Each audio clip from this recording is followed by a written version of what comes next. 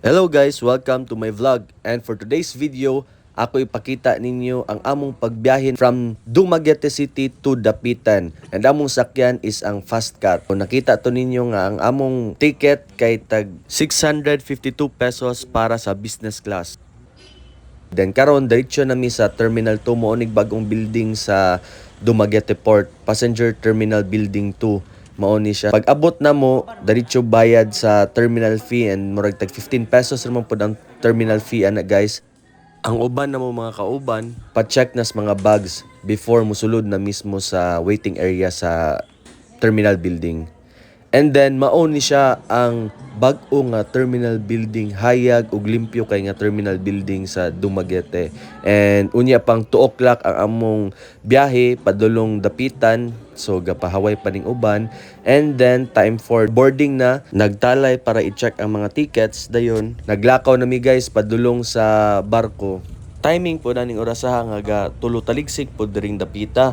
Dayon while kami gapasakay, ag mga sakyanan po ginahinay po og pasulod padulong sa barko. Nya naa na po'y laing mag-double check na pod sa mga tickets para ma-sure nila nga kung kinsa tong nay ticket ba ora gyud makasulod.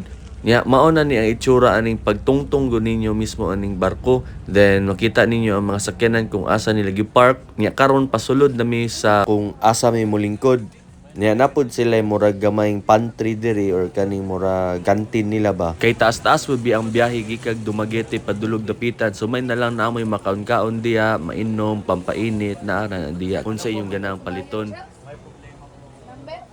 Diring Dapita pasulod nami sa business class kung asa may molingkod.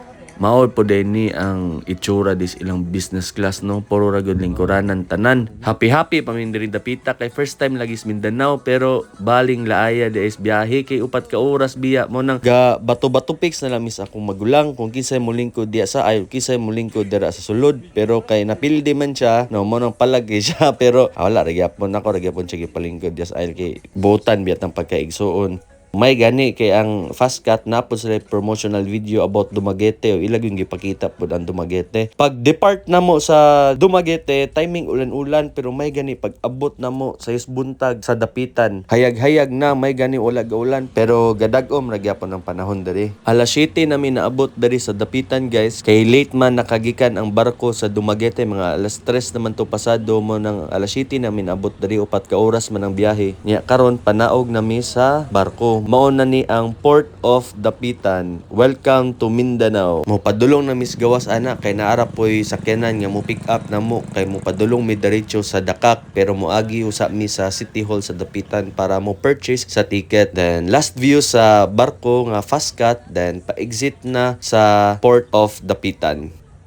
That's it guys, mao na ni atong pagbiyahe from Dumaguete Negros Oriental to Dapitan, Zamboanga del Norte.